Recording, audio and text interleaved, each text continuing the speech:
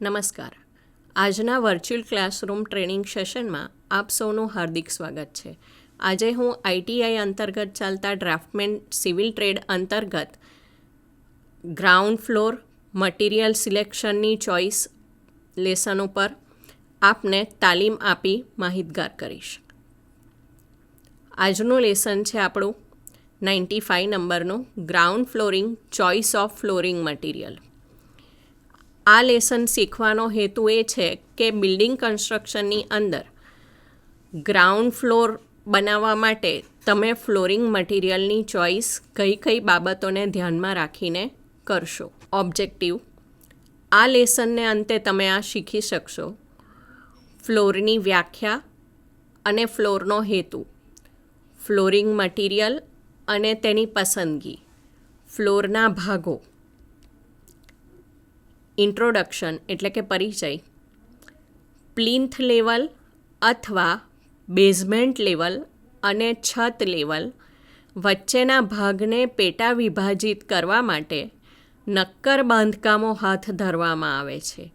આ બાંધકામોને ફ્લોર તરીકે ઓળખવામાં આવે છે. આપણે સામાન્ય રીતે કહીએ તો ફ્લોર એટલે મકાનનો એ ભાગ જેના ઉપર આપણે ચાલીએ છીએ, ફર્શ.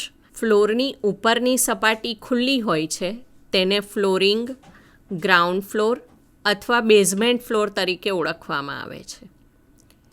ફ્લોરની ડેફિનેશન જોઈશું. બિલ્ડિંગ સ્ટ્રક્ચરનો હોરિઝોન્ટલ એલિમેન્ટ જે બિલ્ડિંગને જુદા જુદા લેવલે વહેંચીને સીમિત જગ્યામાં વધારે મોકળાશ પૂરી પાડે છે. બિલ્ડિંગના ઘટકો, ફર્નિચર અને વસ્તુઓને ટેકો પૂરો પાડે છે. પર્પઝ જોઈશું આપણે કે ફ્લોરના બાંધકામનો હેતુ શું છે.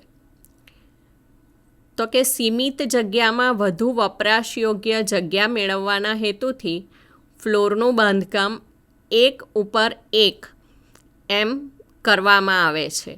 આપણે જોઈએ છે કે મલ્ટી સ્ટોરે બિલ્ડિંગ હોય છે જેમાં એક ઉપર એક ફ્લોર બાંધવામાં આવે છે જે વપરાશકાર, ફર્નિચર અને બિલ્ડિંગની વસ્તુઓને સપોર્ટ પૂરો પાડવાના હેતુથી બનાવાય છે. હવે આપણે ફ્લોરિંગ મટીરિયલ જોઈશું. ફ્લોરની ઉપરની સપાટીને સુંદર દેખાવ આપવા માટે વિવિધ મટીરિયલનો વપરાશ થાય છે. ફ્લોરિંગમાં વપરાતા કોમન મટીરિયલ જોઈશું જે નીચે મુજબ છે: mud, moorum, bricks, flagstones, concrete, terrazzo, mosaic, tiles, marble, granolithic finish, wood કે timber, asphalt, rubber, linoleum, cork. હવે આપણે આ ઉપર જોયેલા મટીરિયલના સિલેક્શનમાં કઈ કઈ વસ્તુઓ ધ્યાનમાં રાખવાની છે, કયા કયા ફેક્ટર મટીરિયલ સિલેક્શનને અસર કરે છે, કારણ કે આપણી પાસે ઘણી વેરાયટી છે મટીરિયલની. તો એમાંથી કયા સંજોગોમાં કયું મટીરિયલ સિલેક્ટ કરવું અને એને સિલેક્ટ કરવા માટે શું શું ધ્યાનમાં રાખવું એ આપણે જોઈએ. તો સૌથી પહેલું છે અપિયરન્સ એટલે કે દેખાવ. તમે જે મટીરિયલ સિલેક્ટ કરો એ મટીરિયલ સુંદર દેખાવ ધરાવતું હોવું જોઈએ, બિલ્ડિંગ સાથે રંગની ઇફેક્ટ ધરાવતું હોવું જોઈએ, એની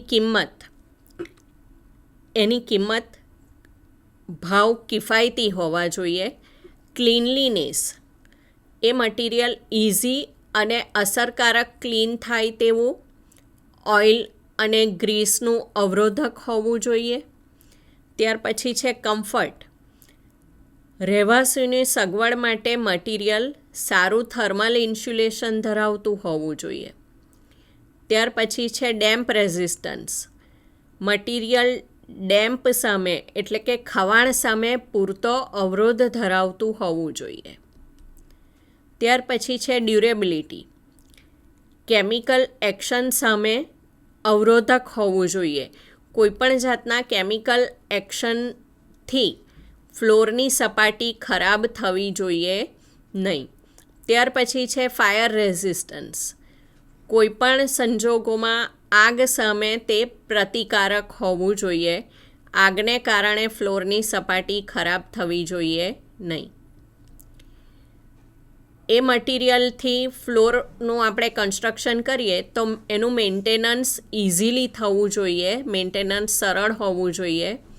તમે જ્યારે ફ્લોરનો વપરાશ કરો તો વપરાશ વખતે તે અવાજ રહિત હોવું જોઈએ. ફ્લોરની સપાટી લપસણી હોવી જોઈએ નહીં, પરંતુ સરળતાથી સાફ કરી શકાય તેટલી સ્મૂધ હોવી જોઈએ. હવે આપણે ફ્લોરના ઘટકો જોઈશું. Component of floor. ફ્લોર 2 ઘટકોનો બનેલો છે, સબફ્લોર અને ફ્લોર કવરિંગ.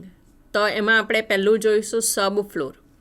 સબફ્લોર એ ફ્લોર કવરિંગને સપોર્ટ આપે છે અને સુપરઇમ્પોઝ લોડ એ સબફ્લોર દ્વારા લેવાય છે, એટલે સબફ્લોર તમારા ફ્લોર ઉપર આવતા સુપરઇમ્પોઝ લોડને સહન કરે છે. અને ત્યાર પછી છે floor covering. Floor covering smooth, clean, અછિદ્રાળુ અને મજબૂત સપાટી પૂરી પાડે છે. તો આ હતા કમ્પોનન્ટ ઓફ ફ્લોર. હવે આપણે MCQ જોઈશું. ફ્લોરનો કયો ભાગ સુપર ઇમ્પોઝ લોડ લે છે? તો ઓપ્શન છે A subfloor, B floor finish, C bed concrete અને D ફ્લોર કવરિંગ. તો એનો જવાબ છે ઓપ્શન A સબફ્લોર. બીજો MCQ જોઈશું. ફ્લોરિંગ મટીરિયલ પસંદગી માટે શું અગત્યનું છે? ઓપ્શન A છે દેખાવ, B કિંમત, C કમ્ફર્ટ અને D ઉપરના તમામ. તો આન્સર છે D ઉપરના તમામ. આજના લેસનમાં આપણે ફ્લોરિંગ મટીરિયલ આપણી પાસે માર્કેટમાં કયા કયા અવેલેબલ છે અને એની પસંદગી આપણે કયા કયા બાબતોને ધ્યાનમાં રાખીને કરીશું, જેવા કે કોસ્ટ છે, ક્લીનલીનેસ છે, કમ્ફર્ટ છે, દેખાવ છે, એ શીખ્યા.